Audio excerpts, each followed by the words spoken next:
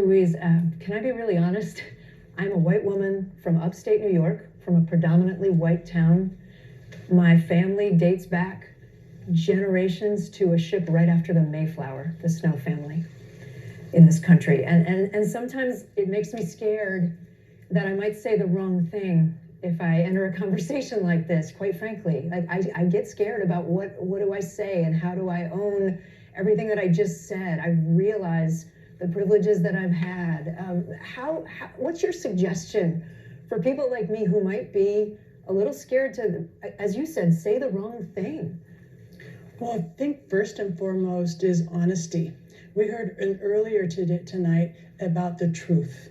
You know, we really just want the truth, and especially for Native people in this country, we want the truth to be told, told about our history. You know, from our perspective, you know, Columbus didn't just come and discover America.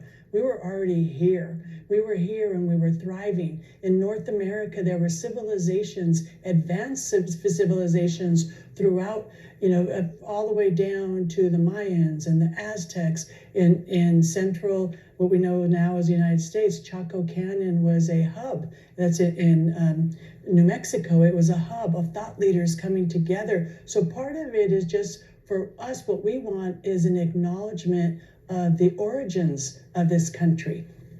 First and foremost, I just want to say thank you for having this conversation, this very important conversation, because this is part of the healing.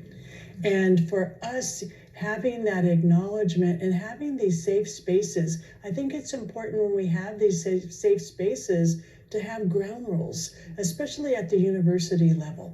You know, ground rules where people are, you know, having respect for each other. People want to be heard.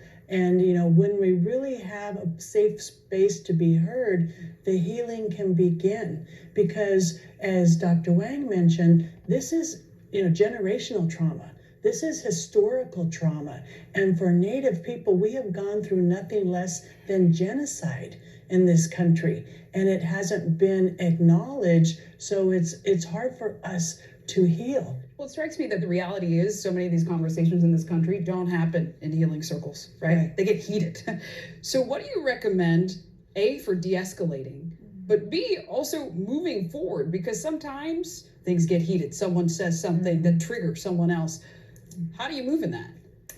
Yeah, I would say that in those moments, I think, you know, if you have the wherewithal to realize you're triggered, can you even call for a timeout in that moment and say, hey, hold on, I'm feeling something, right? And even naming that discomfort, naming perhaps the anger, the rage that might have surfaced from it, and saying, you know what, this conversation is important enough that I'm not going to rush forward in this. And there's no urgency, right? This work is lifelong for all of us. So let me actually take a minute, or let me take a few minutes, and let's circle back when I'm in a better place to show up well, and that this conversation actually can lead us forward. That's so good. Racial trauma took time, and racial healing takes time too, as do these conversations. Well, Dr. Jenny Wang and Professor Cynthia Ruiz, thank you both for your time. We really appreciate it. Up next,